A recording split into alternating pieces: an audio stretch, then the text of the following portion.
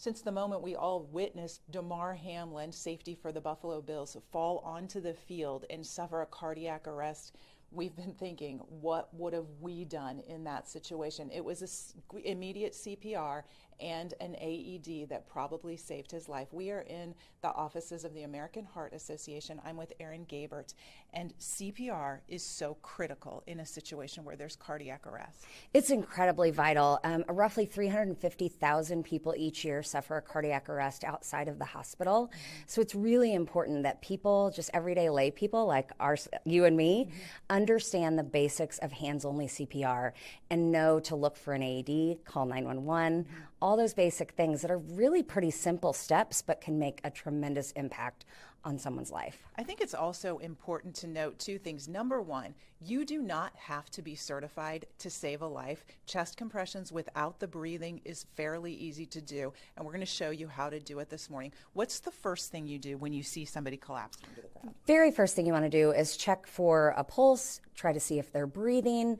and if you don't get signs of either one of those things, you immediately want to call 911. Or if there's people around you, if you're in a crowd, holler to someone specific to call 911. Don't say someone, call 911, because everybody will look at each other and think someone else is doing it. Okay, let's get down here and show folks how it's done. So we've already assessed the situation. There's no breathing. There's Correct. No pulse. Correct. And I've already said, hey, you in the purple sweatshirt, call 911. Right. And that is what I'm doing as I'm starting my compressions. So I am going to get on my knees and lean my body over the mannequin, and I'm going to stretch my arms out, lock my elbows, lock my hands, put the ball of my hand right here in the center of their chest, right below the sternum, and I'm going to keep those arms nice and locked so that my whole body weight and strength is going into pushing on their chest. Start those compressions, okay. But I'm going to talk to folks a little bit about this. You're going about 2 inches down when you compress. That's kind of a violent compression. You may hear some ribs break. We've talked a little bit about Good Samaritan laws. Switching hands. And that means that no one can sue you for doing this if you break a rib or if you do something wrong. And Erin, in your situation, you would basically say, no one's going to sue you for this. No one's going to sue you for this. I mean, again, and if they tried, they'd have no luck. It'd be a waste of money on their end because at the end of the day, you're trying to save their life. And like I said, there are laws to protect you in that situation. And, one thing I want to say is you mentioned, it can be, uncomfortable to you as the person doing it because you may hear ribs cracking or things.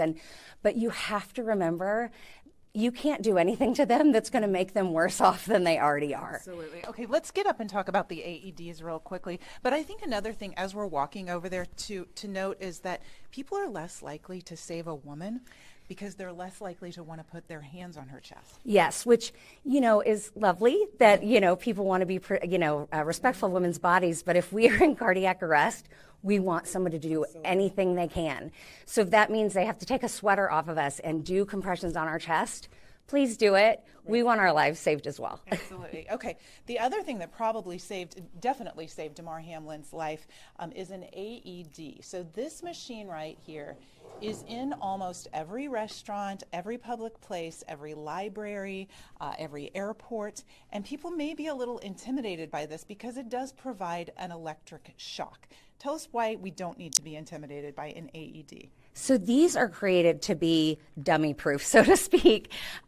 Literally, the pads tell you exactly where to stick them on the person, and it literally talks you through it. There is an automated voice that tells you exactly when it's charging, exactly when to stand back, and it also tests the person to see if it detects a rhythm. Right. If it does detect a rhythm, it's not going to shock them. Right. And so, again, you do not need a certification for these. If you turn it on, it starts talking you through it. Now, we can't use the real one because it's not going to detect a heart rhythm and it's going to shock this dummy. So this is a training one we're going to use. Yep. The first thing you do is apply the pads. Yes, and the pads will show you exactly where to put them on the dummy. So I'm going to put, we'll take the little backing off. I'm going to put this one here where it shows me. Our dummy's not quite long enough, so we're just going to put the other one here where it would be on the actual body. We're going to turn the power button on.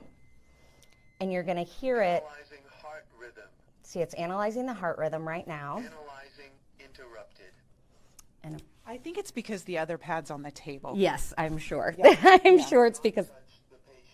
So now it's telling us to not touch the patient. It's analyzing.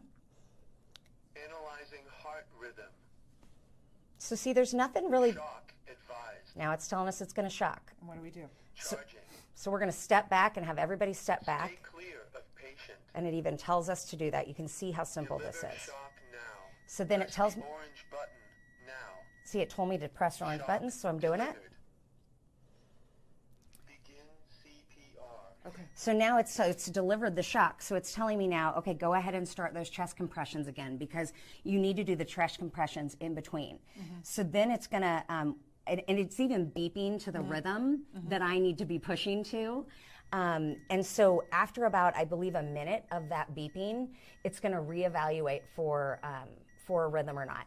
If it senses a rhythm, it's going to say rhythm detected, but it's going to tell us to keep doing CPR because most likely that person still isn't going to be conscious, and those extra compressions are just going to continue to keep it going and keep the blood flowing. Absolutely, because the AED is not providing chest compressions, and the chest compressions are vital towards pumping that blood into the brain and keeping the brain function moving. Damar Hamlin was on the field maybe 19 minutes, and you can be guaranteed they were still doing chest compressions. Yeah, I mean, that is just such a vital part of it, because like we've talked about, the chest compressions aren't necessarily going to get the heart started again.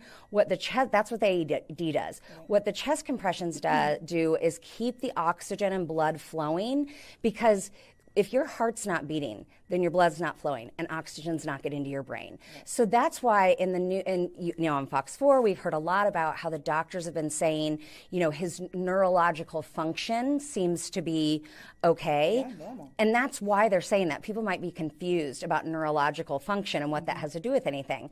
But that's a big concern when somebody goes into cardiac arrest. Absolutely, and because the blood was constantly oxygenated and circulated to his brain, that's why he's still functioning, and he has had such a quick and almost, complete recovery at this point. Okay.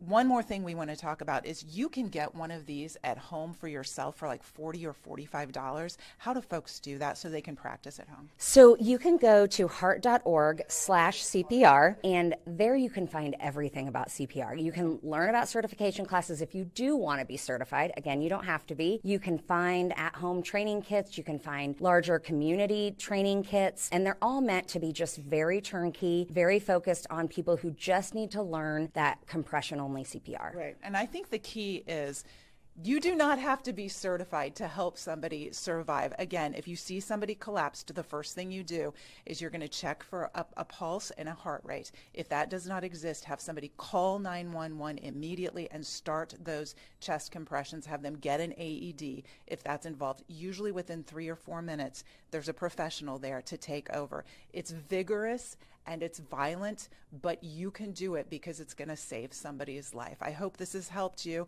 We'll have this posted on our FOX4KC.com page for you to refer to time and time again when you need it. Also, by calling 911, the operator will be able to talk you through most of this as well. So just don't be afraid, have courage, and save somebody's life. I'm Carrie Wickersham, Fox 4 News.